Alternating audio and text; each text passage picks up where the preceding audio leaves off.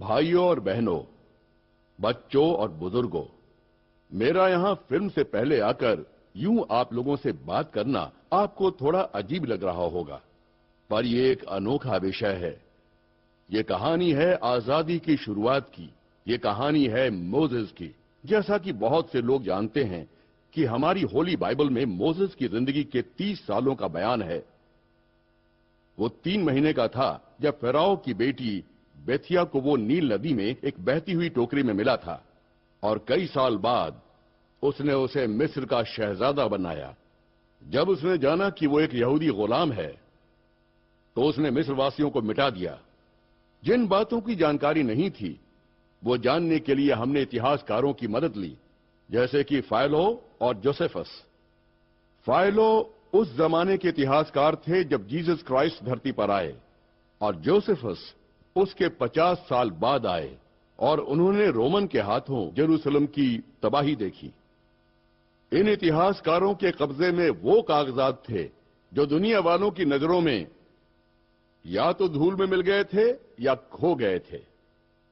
हमारी इस फिल्म का मकसद है कि क्या इंसान को परमेश्वर का कानून मानकर चलना चाहिए या किसी तानाशाह का हुक्म मानकर चलना चाहिए, जैसे कि रामेसीस। क्या इंसान किसी राज्य की संपत्ति है या परमेश्वर की पनाह में एक आजाद आत्मा? यह जंग आज भी दुनिया भर में चल रही है, हर एक दिन। हमारा मकसद सिर्फ एक फिल्म बनाना नहीं था, बल्कि आप तक वो कहानी पहुंचाना है जो आज से 3000 साल पहले इस धरती पर घटी थी। मोसेस की 5 किताबों की गाथाओं को हमने 3 घंटे 37 मिनट में कैद किया है। इस प्राचीन कहानी की अहमियत आज भी है। शुक्रिया।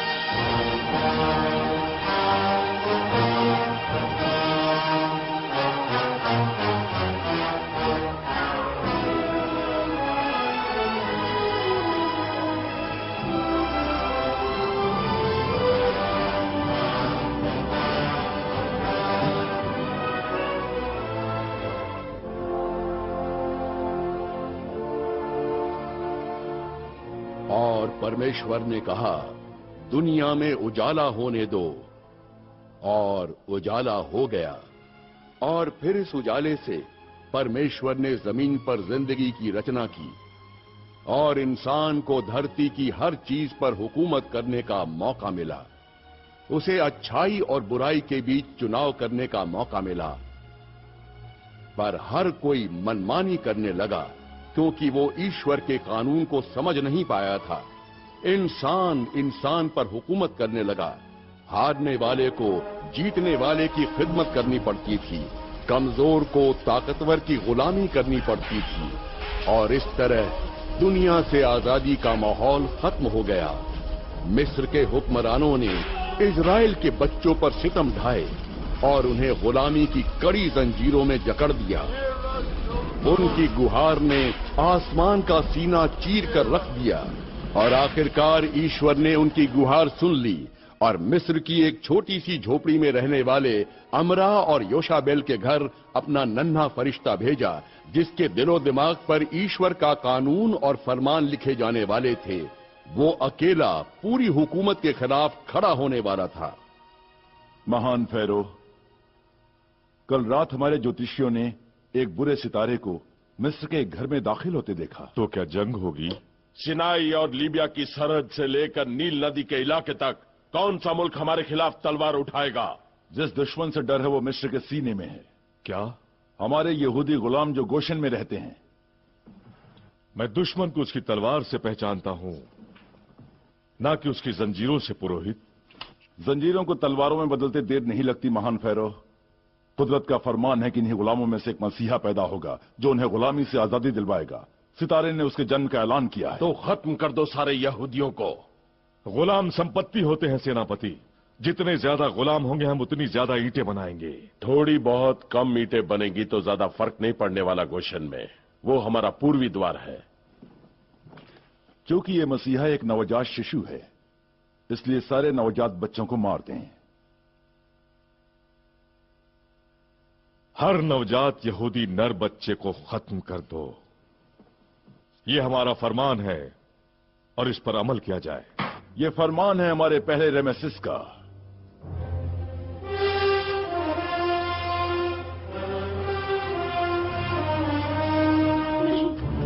नहीं, रहम करो।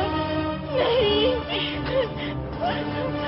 छोड़ दो मेरे बच्चे को। रहम करो। नहीं, नहीं।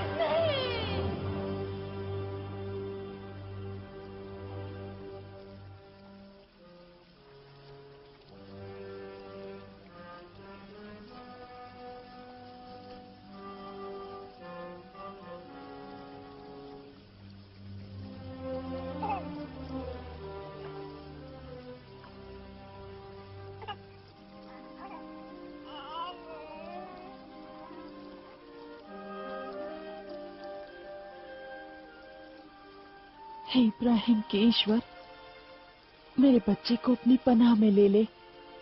बड़ा होकर ये आपका सेवक बने।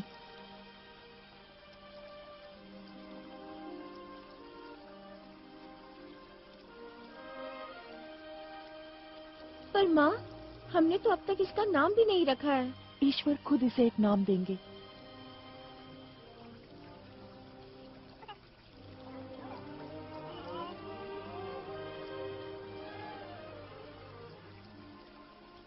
उसके साथ जाओ मरियम, घास में छिपकर उसे देखती रहना।